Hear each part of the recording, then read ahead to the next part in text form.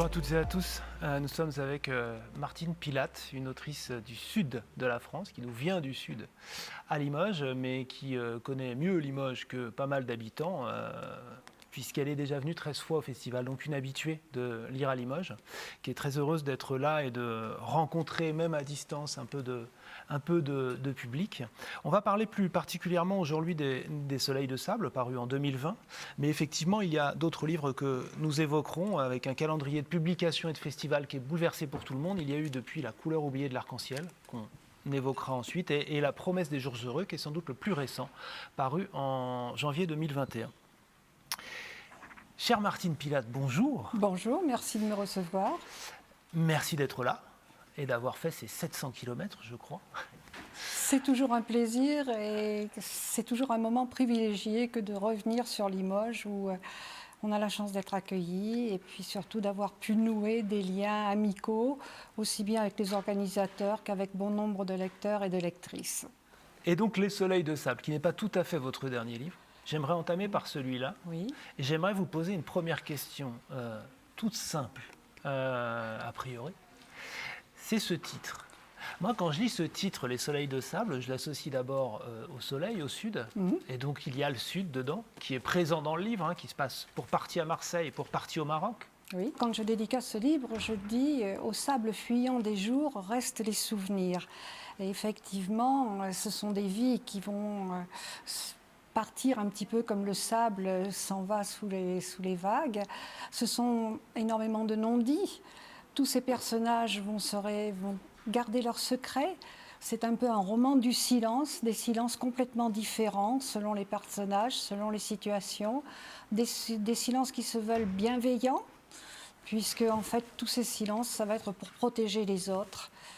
Est-ce que réellement c'est pour les protéger? Est-ce qu'il fallait les garder? Ça, c'est au lecteur de trouver une conclusion. Le point de départ, le premier point de départ, c'est un départ, oui. Celui de Joseph Pitiot, de la France vers le Maroc avec un projet fou, a priori. Complètement. Et en fait, oui, dans les tranchées, il avait rencontré entre autres des Marocains et surtout un Marocain avec lequel il s'était lié. Et ce Marocain lui disait, mais toi, viens chez nous, tu as de l'argent, tu peux faire quelque chose, il y a d'autres Français. Parce qu'en fait, le Maroc était quand même protectorat français à l'époque. Ce n'était pas vraiment une colonie.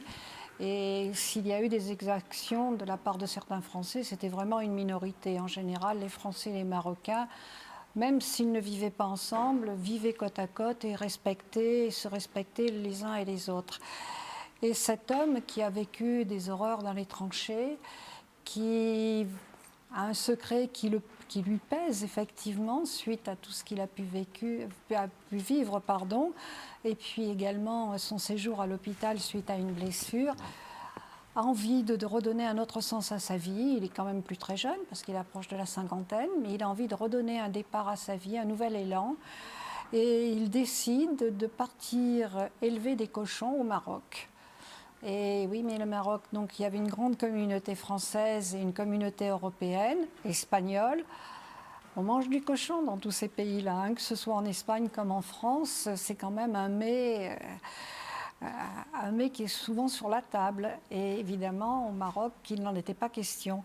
Donc, il va apprendre comment on élève les cochons, il va se renseigner. Il a également, parmi ses amis, qu'il va se faire là-bas à Casablanca, quand il va partir d'abord à Casablanca. Avant de s'installer, il va rencontrer un médecin. Et après tout, entre la médecine humaine et la médecine animale, il y a quand même des passerelles. Et ce médecin va aussi l'aider dans la réalisation de son cheptel. Alors, ce n'est pas mon premier livre sur le Maroc, à vrai dire, c'est le deuxième ou le troisième. Mais ce livre, il y a beaucoup de choses qui viennent de ma famille. Donc, pour moi, c'était aussi un petit peu un devoir de mémoire. Je regrette de ne pas avoir suffisamment écouté mes parents quand ils me parlaient du Maroc. Eux, ils y ont vécu plus de 30 ans. Moi, j'y ai vécu beaucoup moins. Mais bon, quand on est jeune, on écoute guère ce que racontent les adultes. Et une fois qu'ils ont disparu, eh bien, il est trop tard. Mais je me suis dit que tout ce qu'ils avaient pu me raconter sur les anecdotes, sur leur vie là-bas, il fallait le préserver. C'était un peu un devoir de mémoire que d'écrire ce livre. Il y a beaucoup de personnages et dans tous ces personnages, un des points communs qu'on peut trouver, c'est le dialogue des cultures. Il y a une présence des Juifs dans Bien sûr. dans le livre, à plusieurs endroits. Des Juifs qui s'émancipent aussi d'un judaïsme trop fermé. Il y a un couple mixte, arabe-juif, avec là aussi une volonté d'émancipation de certaines coutumes de certains Juifs un peu trop rigides. Et puis il y a ceux qui ne sont pas des colons, c'est sans doute pour ça aussi que c'est différent. Ces gens qui sont là, Pitio et les gens autour de lui, qui vivent en harmonie avec les Arabes. Et s'il y avait un thème à sortir du livre, si on devait le classer dans une section thématique, c'est celle-là moi, qui m'apparaît le plus fortement. C'est-à-dire c'est vraiment le motif à la fois du respect et de l'intérêt des cultures différentes. Bien sûr. Et en même temps de ne pas se laisser enfermer par elles. Non, non, vous avez absolument raison. Et c'est toujours ce que j'ai entendu dans ma famille. Ils avaient des amis qui étaient arabes, qui étaient vraiment, enfin des berbères surtout, puisqu'à Marrakech, ce sont principalement des berbères avant d'être des arabes.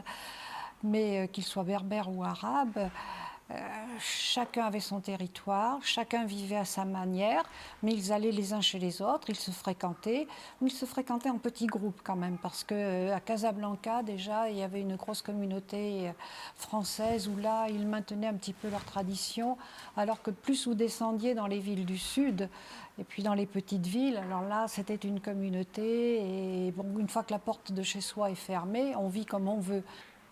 Mais c'est intéressant aussi à l'heure actuelle. Tout à fait. On nous parle beaucoup de tous les côtés, Oui.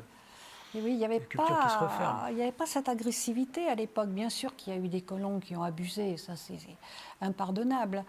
Mais au Maroc, il y a toujours une grande communauté française. Si vous allez à Marrakech, il y a évidemment le quartier du Guélis qui est complètement français. Enfin, il y a des Arabes aussi qui y vivent, mais c'est un quartier français. Je crois que, j'ai peur de dire une bêtise, mais il y a 30 000 Français à Marrakech. Et je voudrais vous poser la question du plan.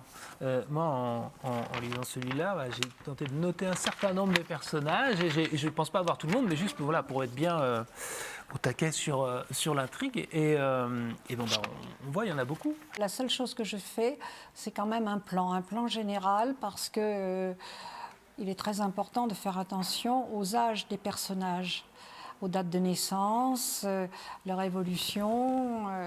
Oui, il y a un plan général. Mais après, les personnages, je les ai souvent dans la tête, déjà bien avant. Dans celui-ci, j'ai enlevé au moins 50 pages. Parce qu'il y avait trop de personnages, j'ai essayé de réduire. Mais c'est vraiment le roman où il y a le plus de personnages. Dans mes autres romans, il n'y en a pas autant. Il y en a pas mal, mais il n'y en a jamais autant. Et je vais donc vous proposer de nous dire quelques mots des livres suivants, parce que comme je le disais tout à l'heure, il y a eu des suivants. Notamment celui-là que vous m'avez tendu et qui fait envie, La couleur oubliée de l'arc-en-ciel. Alors nous avons eu la chance effectivement de beaucoup voyager, et la Nouvelle-Orléans est un endroit que nous aimons beaucoup parce que nous sommes très amateurs de jazz. Et un jour, à la télévision, il y avait un reportage sur la guerre de 14-18, et un reportage qui durait quand même sur plusieurs soirées. Et il y a eu un passage qui a duré moins de 5 minutes sur les Harlem Hellfighters. Et quand moi je savais ce que c'était, qui étaient ces hommes, et quand j'ai interrogé un petit peu autour de moi, je me suis aperçue que personne ne connaissait les Harlem Hellfighters. Je ne suis pas historienne, je n'ai pas la prétention d'écrire un livre d'histoire. Je ne suis pas assez pointue pour ça, et puis je ne me vois pas faire des recherches pour vraiment rédiger un manuel historique. Et puis comme je vous disais, au travers d'un roman, on peut faire apprendre beaucoup de choses. Donc comme nous connaissions la Nouvelle-Orléans, nous y sommes allés plusieurs fois, je me suis dit pourquoi pas le faire démarrer au début du siècle.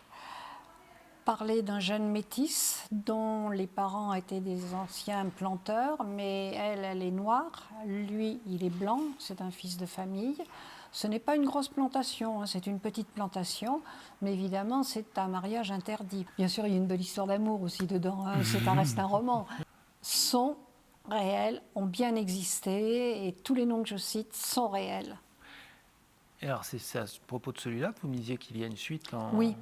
Oui, parce que j'ai appris, enfin, je connaissais une histoire qui est très peu connue aussi, qui s'appelle Les pianos de la victoire. Et donc, le héros principal, lui, va continuer, mais j'ai mis une toute dernière phrase dans le livre qui fait comprendre qu'il y aura une suite. Le proverbe dit « Les gens heureux n'ont pas d'histoire ». Celle de Lucile, qui est donc la sœur de ce héros, celle de Lucile ne fait que commencer. On va continuer avec son fils, parce que je tenais à évoquer un événement qui s'est passé en juillet 1944. Il y a eu, un mois plus tard, des parachutages de pianos, des pianos Steinway. Il y en a eu 800 sur Omaha Beach. Steinway, l'armée, enfin du moins le ministère des Armées américain, avait réquisitionné tous leurs métaux un peu précieux. Et Steinway ne fabriquait plus de pianos. Il fabriquait des cercueils, entre autres, des choses comme ça, mais il ne fabriquait plus de pianos. Et il y avait la guerre aux Philippines. Quand les Américains sont arrivés en France, le gouvernement américain a dit « mais il faut distraire ces gens, nos GI, il faut les distraire ». Or, ils ont demandé à Steinway de concevoir des pianos plus petits que la normale pour qu'ils puissent rentrer sur les carrioles qui sont attachées au Jeep. Donc c'est la suite de la couleur oubliée de l'arc-en-ciel, qui ça s'appelle Les pianos de la victoire, et ça sort en septembre. Et en janvier, c'est cela, apparu cette année la promesse des jours heureux, dont je vais vous demander de nous dire un mot également, si vous voulez bien. Alors la promesse des jours heureux, c'est certainement un de mes livres où il y a le plus d'intrigue. Depuis le début jusqu'à la fin, l'intrigue va rebondir.